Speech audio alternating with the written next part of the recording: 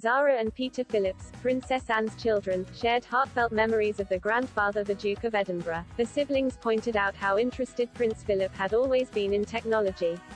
As a result, Zara said, "We'd always try and find him new gadgets for presents. And the Duke," she added, "would often have a hilarious reaction after examining them." Repeating oft-used words during a documentary paying tribute to the Duke's life and legacy, Zara said, "Well, that's just bloody stupid." Peter also recalled how Prince Philip would sometimes struggle with his printer. He said, "I just have memories of him getting a new laptop or a new printer, sitting in his office and hearing him shouting at it. Couldn't get it to print, or he couldn't get this. I mean, he loved technology, he loved gadgets, but it was always quite entertaining to see him trying to figure them all out." The Duke was known for his interest in innovation, engineering and technology. Prince Philip became interested in engineering during the Second World War when, as a young cadet, he had to carry out basic engineering tasks.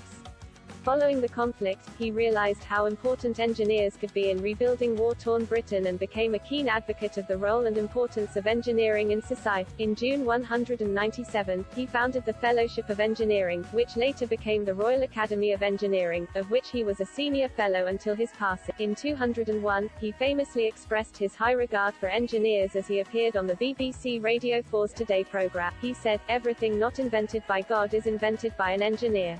Zara and Peter were among the royals interviewed for the hour-long BBC documentary Prince Philip, The Royal Family Remembers.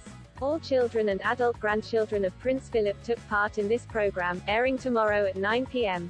The documentary, which had initially been planned to mark the Duke's centenary, also includes testimonies from members of Philip's staff, including Alexandra McCreary, his archivist. Speaking about his office, she said, "It's a very practical room.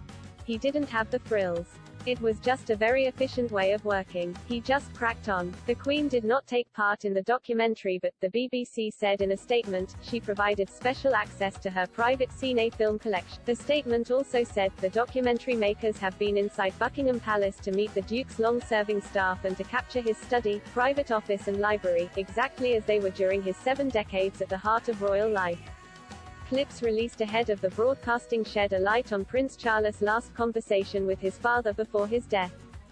Princess Eugenie also revealed she had the chance to introduce her son August, born in February, to her grandfather before his passing. Prince Philip died on August 9 at Windsor Castle, a few weeks before turning 100. His funeral was celebrated at St. George Chapel in the presence of only 30 guests, in accordance with COVID regulations in place at the time.